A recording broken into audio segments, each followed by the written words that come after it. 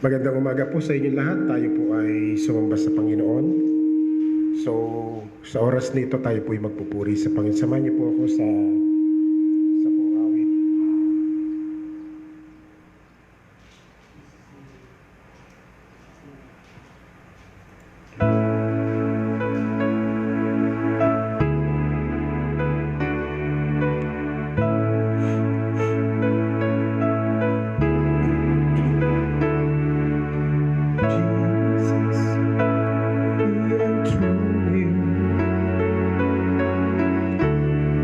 Proclaim you are King,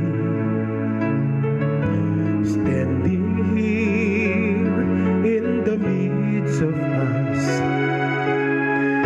We raise you up with our praise, and as we worship, build your throne, and as we worship, build your throne.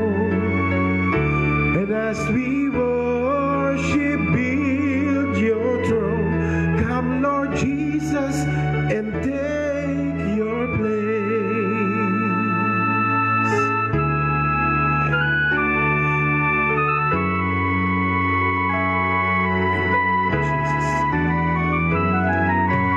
Jesus, we enthrone you, and we proclaim you are King, standing here in the midst of us. We raise you up with our praise, and as we worship, build your throne, and as we worship, build your throne.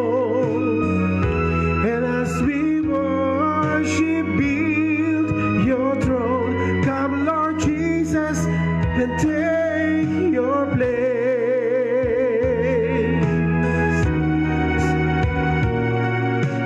Build your throne, and as we worship, build your throne, and as we worship, build your throne. Come, Lord Jesus, and take your place.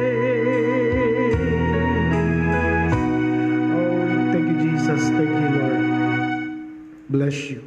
We glorify you, Lord Jesus. Salamat sa Panginoon at ngayon pong umaga tayo po ay makikinig ng salita ng Panginoon. Tayaan niyo po na sa oras na ito ay tayo po ay mag-aralan patungkol po sa salita ng Panginoon. Hinihiling ko po na ang lahat po ay yumuko po sandali at tayo po ay manalangin. Samahan niyo po ako sa isang maiksing panalangin. Ama, kami po ay nagpapasalamat sa umagang ito na puno ng buhay, puno ng kasaganaan at puno ng kalakasan at kalusugan. Dinideklara po, Lord, namin ang lahat ng bagay na napakabuti na nagmula po sa inyo. Lord, patuloy ko pong hiling at dalangin ngayong oras na ito ay patuloy ka, Panginoong, magbigay, O Diyos, ng karunungan sa bawat sa amin. At ang iyong salita, O Diyos, ay may pangaral, Panginoon, ng meron pong kainaman. At hayaan mo, Diyos, na patuloy mo, Lord, na ang puso ng tao ay mapasok, Panginoon, ng iyong salita. Salamat po at ngayon pong umaga, hayaan mo, Diyos, na kaming lahat ay patuloy po na mapagpala at lumakas, Panginoon, sa pamagitan po ng mensaheng ito. Sa ngalan po ng Panginoong Yesus. Amen. Mabasahin po natin ang ating pong teksto mula po sa aklat po ng Genesis chapter 3, verse 6 hanggang 7. Ang sabi po sa Tagalog na Bible ay ganito: At nang makita ng babae na ang bunga ng punong kahoy ay mabuting kanin at nakalulugod sa mga mata at kahoy na mananasa upang magpantas sa tao. At pumitas siya ng bunga niyon at kinain at binigyan din niya ang kanyang asawang kasama niya at ito'y kumain. Ang aral pong ito ay nakarelate po sa ating pong sitwasyon sa oras na ito. Ang kasalukuyan po nating dinadaanan ngayon ay hindi lang po pang personal or pang individual. Ito po ay pasanin at dalahin ng tao sa buong daigdig na nagpapakita po na ang pandemyang ito na ating dinadaanan ay hindi po ito simple. Pumapatay po ito ng buhay, nagbabawas po ito ay paraan para magbawas ng populasyon, ginagamit ito ng kaaway, at maraming pamilya ang sa pagkakataong ito ay naglayo-layo kahit na nasa bingit na nakamatayan, kahit na nga namatay at nailibing ay hindi man lang nasilip o nakita ng mga kaanak. Panalangin natin hindi natin danasin ito pagkat tayo may pagtatakip ng Diyos. Itong lahat ng ito ay nagbibigay po ng malaking kahintatakutan sa atin, sa puso natin, sapagkat walang hindi natatakot, walang hindi naliligalig sa ganitong uri ng sitwasyon. At ginawa ng ating gobyerno ang lahat ng paraan upang tayo ay maprotektahan. Ginawa pang ng gobyerno ang lahat ng paraan upang tayo ay bigyan ng kasiguraduhan. Ngunit isang bagay ang hindi natin nakikita na kung kinatatakutan po natin ang pandemic na ito ay meron pong masgit dapat po nating katakutan. Itong pandemic na ito ay pumapatay ng pisikal ng ating katawan. Pero meron pong tinatawag na spiritual pandemic. Yung spiritual pandemic, kung hindi natin nakikita ang pandemic na ito sa ating paligid, dahil ito'y virus, ito namang pandemic na ito, itong spiritual pandemic ay hindi rin nakikita. Pero ang pinapatay nito ay hindi lamang pisikal, kung hindi pati spiritual na buhay. Ibig sabihin ay ito'y isang uri ng virus na pwedeng pumasok at pumasok na nga sa buhay ng tao upang tayo ay ilayo sa Diyos panghabang panahon. So, magkaiba ito, bagamat pwede nating sabing parehong pandemya ito, pero ito po ay napaka-worse pa kesa sa dumating na pandemic sa panahong ito. Si Adan ng kanya pong kainin ang bunga ng punong kahoy na sinasabi ng Panginoon na huwag ninyong hihipuin, ni kakainin man lang, ay pagkagat niya ay automatikong ang kasalanan ay dumaloy. Wala pa ang henerasyon natin, hindi pa tayo sinilang, pero dumaloy na agad, pasok na agad. Kakaiba itong pandemyang ito. Kasi itong pandemic na ito ay spiritual. At lahat ng tao ay positibo. Positive ang lahat ng tao. Ipapanganak pa lang, sabi ng mga nakatatanda sa atin, isisilang pa lang, nasa tiyan pa lamang ng kanyang sinapupunan ng ina ay may kasalanan na. Bakit kanyo? Sapagkat totoo ang sinasabi ng Biblia na ang Adan na nagkasala ay nagkasala siya sa isang simpleng pagsuway. Sapagkat ang pandarayan ng kaaway ay hindi po sa mabigat na pamamaraan. Tiyempong sila'y nagugutom at naghahanap ng makakain. Ibig sabihin, ang ginamit na deception ng kaaway sa kanila ay simple. Nagutom, nakakita ng bunga, at pinitas at kinain. Pero hindi siya nakapag-isip na ito yung bunga ng punong kahoy na sinasabi ng Panginoon na huwag ninyong kakainin o hipuin man lang. Pero hindi lang hinipo, ito'y pinitas at kinain nila. At sabi ng Biblia, ang tao ay nahulog sa pagkakasala.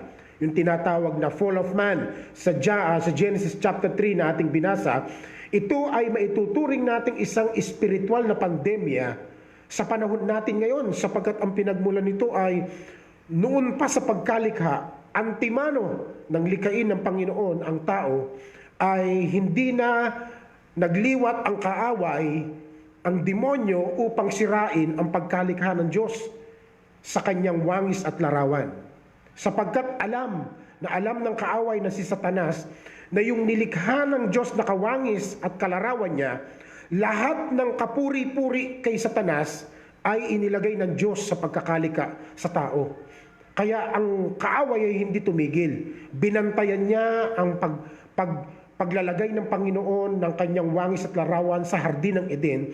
Kaya na makakita siya ng pagkakataon, ay nagawa niyang ang tao ay mapahiwalay sa Diyos, sa presensya ng Diyos.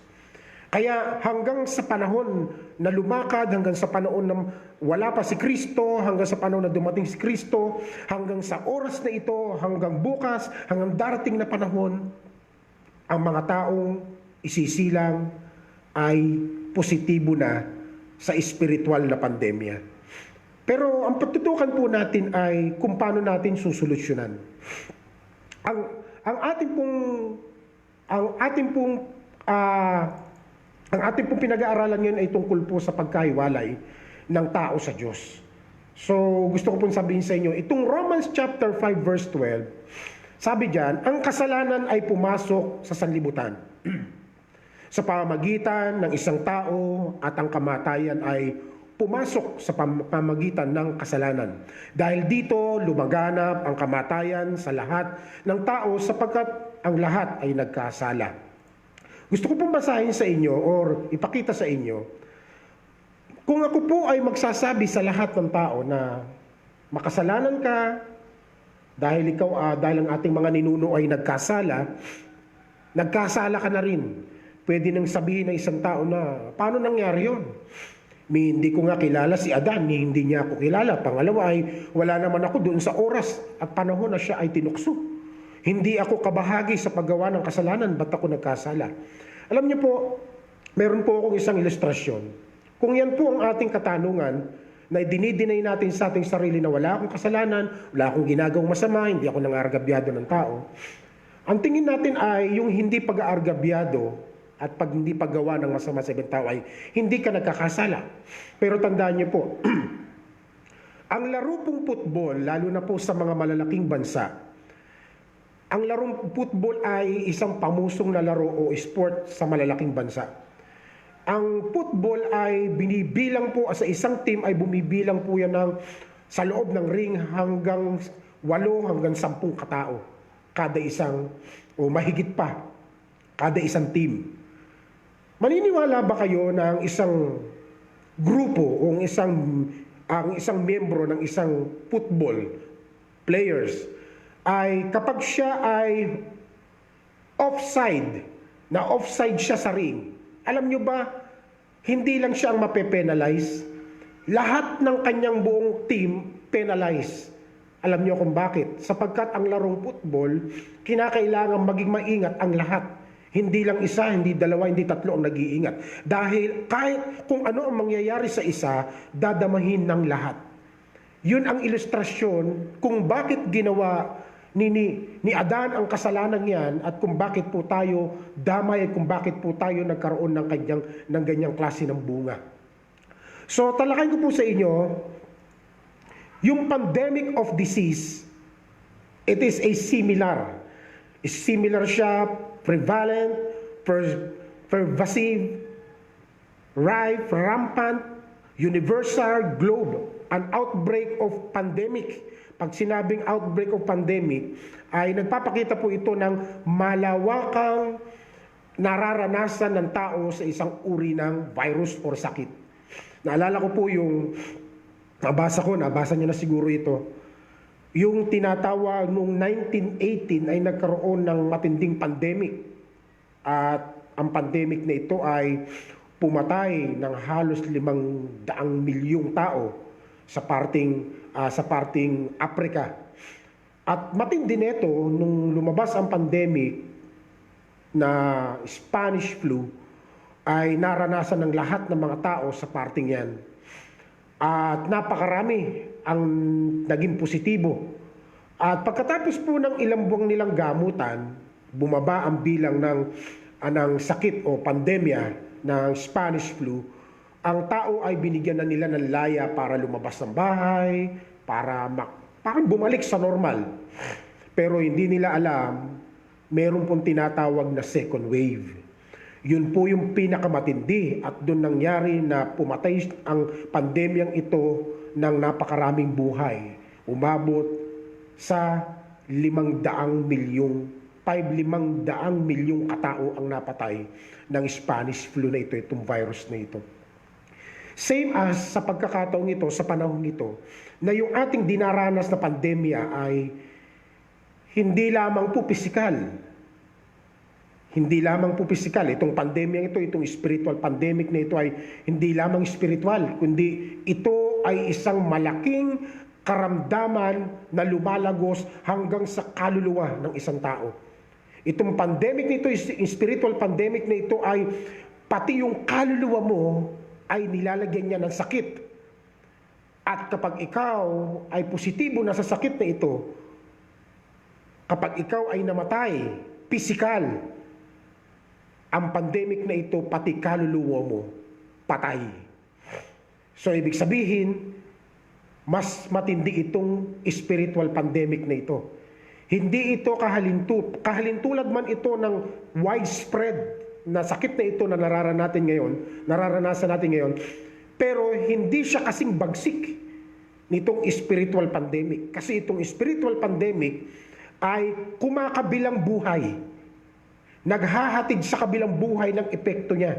Na ang tao ay ilayo sa Diyos, na ang tao ay patayin sa harapan ng Diyos, spiritually mamatay ang tao sa relasyon niya sa Panginoon. Ito ang matindi. Spiritual pandemic ang pinag-uusapan eh. Ang tao kapag dinatna ng spiritual pandemic, bulag siya. Ito ang epekto. Kapag ang tao ay nakaranas ng spiritual pandemic, ang tao ay bulag sa katotohanan. Yan ang isang malupit na katotohanan na dala ng sakit na ito. Na kapag tinamaan ng tao ay bulag sa katotohanan. Kaya tignan na po natin ang ating paligid. Yakap-yakap ang relihiyon, yakap-yakap ang paniniwala, pero ang katotohanan, hindi niya alam kung ano yung kanyang niyayakap. Basta para sa kanya may relihiyon siya. Pero kahit nakapahamakan ang idudulot, ang tao ay sadya talagang bulag. Kaya mabigat po yung epekto ng tinitawag na spiritual pandemic. Dahil ang binubulag nito ay hindi rin physical na mata, hindi rin spiritual na paningin. Ang binubulag nito ay isip. Kaya sabi ni Pablo, yung takip ng kanilang pag-iisip nang sila ay humarap sa Panginoon, hindi tanggal, hindi naalis. Kaya kahit naririnig nila ang katotohanan, kahit nakikita nila ang katotohanan in naked eye, pero hindi nakikita ng kanilang isip. Di ba sa panahon natin ngayon ganyan? Di ba ang tao ganyan? Yung kahit alam niya na ito yung dahilan, yan ang dahilan, wala kayong magagawa. Dito ako sinilang, dito ako mamamatay. Ganun. Dito ako lumaki sa relihiyong ito. Ang bulag ay hindi paningin, ang bulag ay ang isip. Alam niya yon, alam niyang mali, nagsisimba siya, nasa simbahan siya, pero paglabas niya, ang buhay niya kakaiba sa ginagawa niyang paglilingkod sa simbahan, sa Panginoon. Why? Kasi bulag ang isip. Yun yung spiritual pandemic. At pangalawa, inilalayo tayo ng karamdamang ito spiritually sa katotohanan, sa salita ng Diyos. Na ang tao ay inilalayo ng karamdamang ito sa Diyos. Kaya sa kanila ang paniniwalang may Diyos hanggang paniniwala lang, pero hindi nila kayang maranasan. Bakit? Kasi yung spiritual pandemic ay na-virus na ang kanilang espiritu. Ang kanilang spiritual. Mabigat yun. Hindi yun simpleng gamutin. Hindi yan simpleng gamutan. May nabasa nga po ako kahapon at ayokong sabihin fake news na marami nagsasabi na ang pandemic na ito, ang pandemyang itong nararanasan natin ay isang hoax or kasinungalingan or hindi totoo. At kagabi naman may nag-send sa akin na isang kaibigan ko na taga-INC na nag-send siya kasi kaibigan ko siya. Nag-send siya ng mga notification o something na mga magandang nangyayari. Actually, respetado ko. Alam niya, pastor ako, alam ko, ministro siya, pero magkaibigan kami. Alam niyo, sabi niya, salamat sapagkat natuklasan na ang tunay na paraan at gamot para sa atin. At may lumabas, binasa ko may lumabas na balita na may isang bansa, ayokong banggitin ng bansa, sumuway sila sa protocol ng WHO, ng World Health Organization. Kasi ang utos ng World Health Organization, ng WHO, ay kapag ang pasyente ng pandemic na ito o ng COVID-19 ay namatay, antimanol, sunog agad, cremation agad. Yun ang utos kasi ang kanilang panakot ay mahahawa kayo, yung virus ay kakalat sa katawan nyo. So sa kadahilanan nitong bansang ito ay gustong malaman ng katotohanan, sumuway sila sa protocol ng WHO. Ang ginawa po nila pagkamatay ng isang pasyente sa kaso ng COVID-19 ay nagkaroon po ng otopsiya. Inotopsy nila ang buong katawan. At nalaman nila ang katotohanan. Yun ang sabi doon, kagabi ko lang ito nabasa. At nalaman nila ang katotohanan na ang pandemic na sinasabi nating COVID-19 ay walang katotohanan. Tinatakot lamang tayo ng WHO. Kaya ang nung nangyari, nung makita nila yung bunga ng kanilang otopsiya, ay dumating sa kanila yung malaking pag-asa na hindi COVID-19 or pandemya ang tumama sa tao sa buong mundo. Alam niyo kung ano? Ito naman ay bago pa nila siniwalat kagabi o nabasa ko, ay inaaral ko na po ito. Meron po tayo sa technology nating tinatawag na lalabas na bagong site ng mga gadgets or cellphone o wireless telecom. Ang sinasabi nilang sakit na dumapo sa tao ay hindi tinatawag na pandemic or tinatawag na COVID-19. Meron silang tawag na sakit na medyo na mislead ako, nakalimutan ko siya. Na ang dahilan ay pagkakaroon ng yung dugo niya ay lumalapot, bumabara, blood clotting, pero may medical term sila eh. Nagkaroon ng blood clotting sa lahat ng parte ng katawan, sa lahat ng ugat ng katawan ng tao. Yun ang nakita nila sa autopsiya ng katawan ng bangkay ng isang COVID-19 patient. Namatay, sumuway sila sa WHO, hindi nila kinremate agad, binuksan nila, inalam nila kung ano ito ang dahilan. At nakita nila yung ganong karamdaman. Nagbara ang lahat ng ugat at ang dugo ay hindi tumakbo. Nagiging cause ng pagkawala ng oxygen sa katawan. Siyempre nga naman, pag hindi dumalo yung dugo, nag-blood clot ang dugo sa buong katawan, ay walang dadaloy na hangin. So yun ang kanilang nakita. At alam nyo kung ano ang dahilan. Alam nyo kung ano ang dahilan. Yung tinatawag na lalabas na 5G. Kasi meron tayong noon una na lumabas ang cellphone, may tinatawag na 2G, 3G, 4G. 4G tayo ngayon eh. So lalabas ang 5G pero sa mga parting Europe country ay lumabas na ito. At nabasa ko sa ilang mga pahayagan ng mga nakaraang buwan, ang 5G ay tinutulan una ni Bill Gates sa kanila pong villages, sa kanila pong village.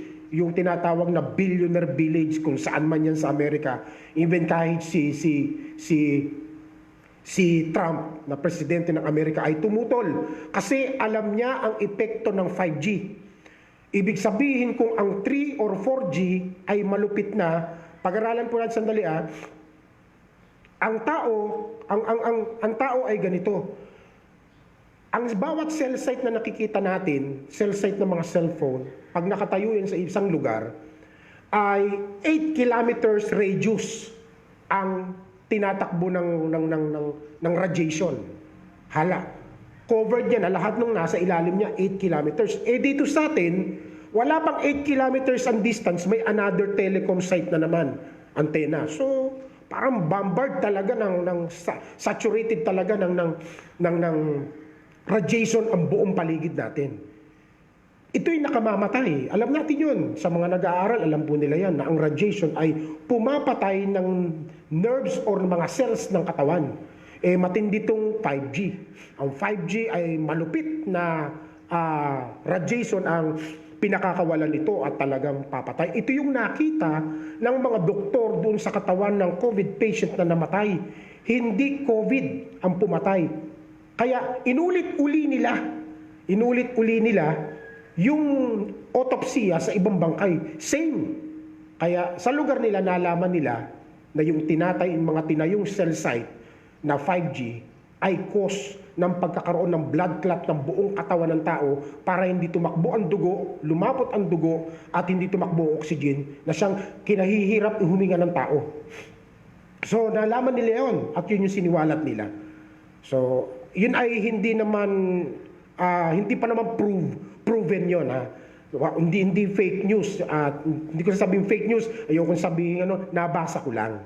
So sinasabi ko hindi para paniwalain kayo, sinasabi ko lang, ang ibig ko lang sabihin at ang matindi nito, ang gamot ay hindi ganun. Ang gamot ay napakasimple, paracetamol, aspirin, yun ang gamot. Kaya natatawa ako gabi habang binabasa ko. Pero itong ating inaaral ngayon, itong spiritual pandemic na ito ay napakalaki ng epekto sa buhay ng tao.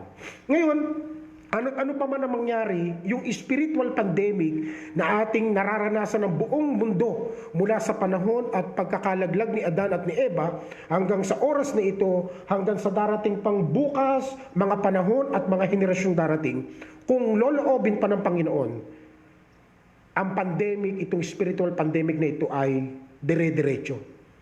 At ang resulta nito, ang tao ay dalahin sa kapamakan. Isama ni Satanas ng kaaway sa kanya pong pagkakabihag pagdating ng araw. Yan ang spiritual pandemic. Simple lang po. Ayoko pong magulo ang ating isip. Simple lang, ang pandemic, o spiritual pandemic ay pumapatay hindi lamang ng pisikal. Ang spiritual pandemic ay marami siyang pinapatay. Relasyon, kabuhayan, lahat na ng bagay na napaka-importante sa buhay natin sinisira ng spiritual pandemic. Samantalang yung pandemya ng COVID-19 ay pinapatay niya lang ang pisikal. Pero ang spiritual pandemic ay lahat sa buhay natin. Moral, spiritual, emotional, material, physical, pinapatay nitong spiritual pandemic. Kaya kung iisipin natin na mas malupit na itong pandemic ng COVID-19, wala po ito. Napakasimple pa nito sa nararanasan ng buong lahat ng tao sa buong daigdig mula ng panahon ni Adan sa oras na ito hanggang sa mga darating. Kaya tayo ay magsumikap na ibahagi ang salita ng Diyos sapagkat ang gamot lamang sa spiritual pandemyang ito ay ang salita ng Diyos. Si Kristo na dapat ay maihatid natin sa mga tao upang yung spiritual pandemic sa buhay ng isang tao, hindi nakikita ng tao yun eh.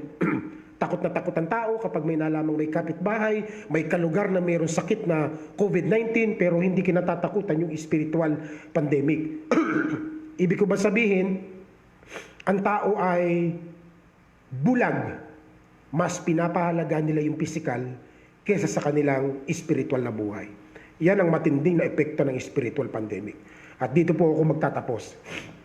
Ang Galatia 2:20, sabi niya, kaya hindi na ako ang nabubuhay ngayon, kundi si Kristo na nabubuhay sa akin. At ang buhay ko ngayon sa katawan ay ikinabubuhay ko sa pamagitan ng pananampalataya sa anak ng Diyos na nagmahal sa akin at naghandog ng kanyang sarili para sa akin. Itong talatang ito, itong verse na ito, itong aklat ng Galatia 2, ay nagpapakita po siya na ito po yung dapat maranasan ng isang tao against sa spiritual pandemic. Ang pagiging born again ay isang pintuan upang tayo ay makapasok sa pakikipagrelasyon sa Diyos. Pero pag ikaw ay na born again, tinanggap mo ang Panginoon, hindi po nangangahulugan, tinanggap mo ang Panginoon ay free ka na sa lahat. Dahil ang kasalanan po, kahit Kristiyano, kahit ikaw na nakikinig, alam mo sa sarili mo, you are born again already. Pero alam mo, meron kang struggle sa buhay. Why? Kasi hindi lamang pagiging born again ang susi upang tayo ay mamatay sa kasalanan. Dapat, sabi ng aklat na ito, dapat tayo ay mamatay.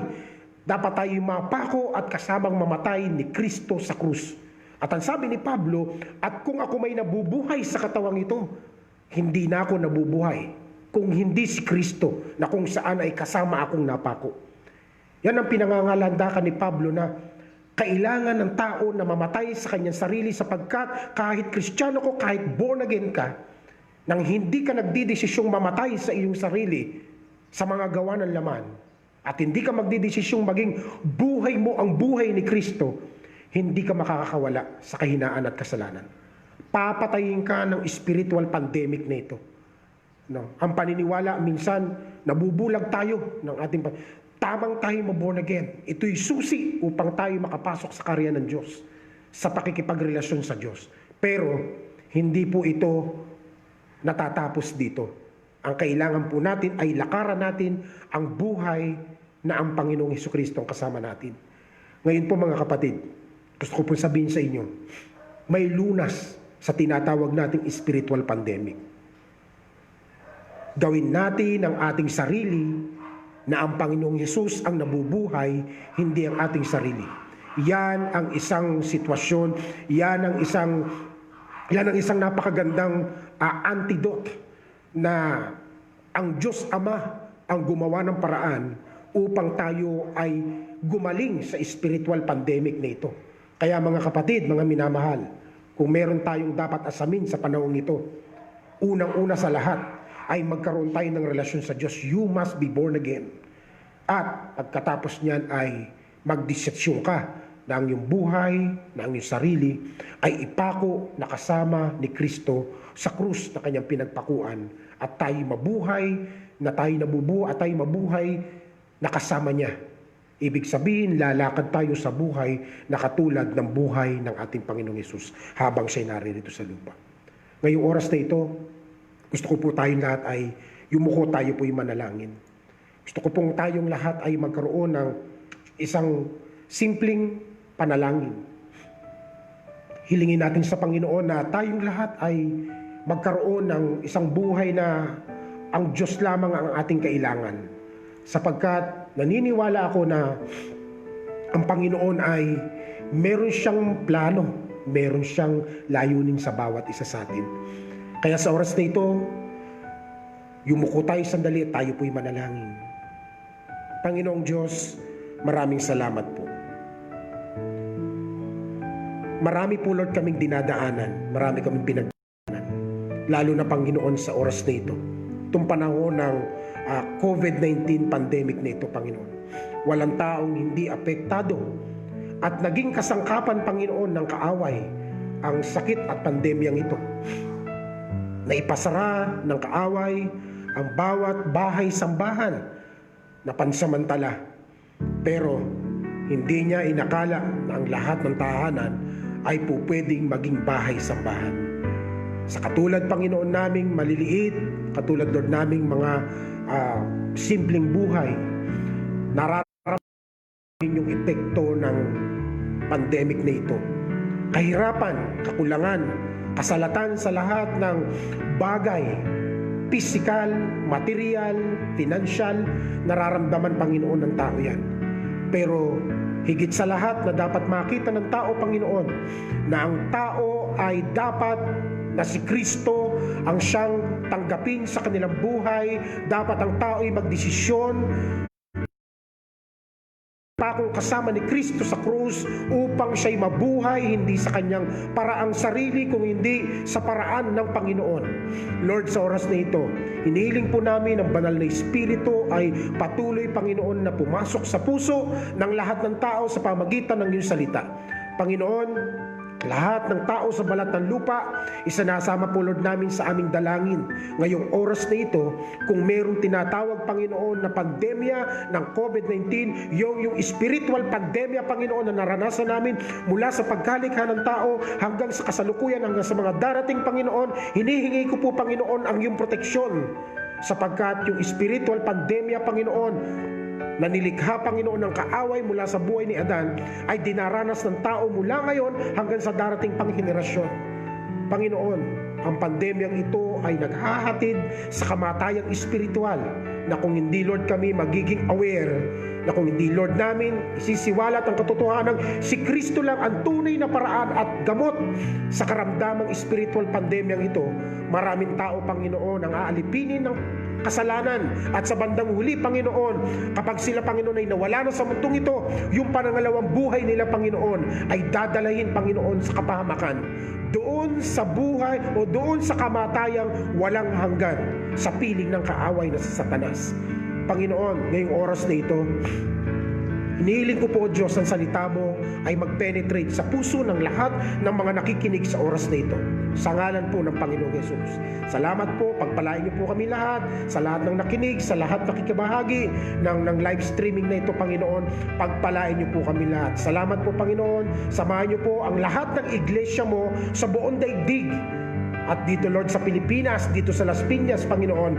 Lord, matapos na, Panginoon, gapiin, Panginoon, ang iyong kapangyarihan ang pandemyang ito na ngayon, Panginoon, ay nagsasuffer, Panginoon, ng buong sanlibutan. Dalangin ko, Panginoon, ang iyong pagpapalaya sa amin sa COVID-19 na ito, na pandemyang ito. Salamat po, pagpalain niyo po kami lahat ng mga Kristiyano, mananampalataya, pastors, leaders, Panginoon, ng bawat iglesia mo.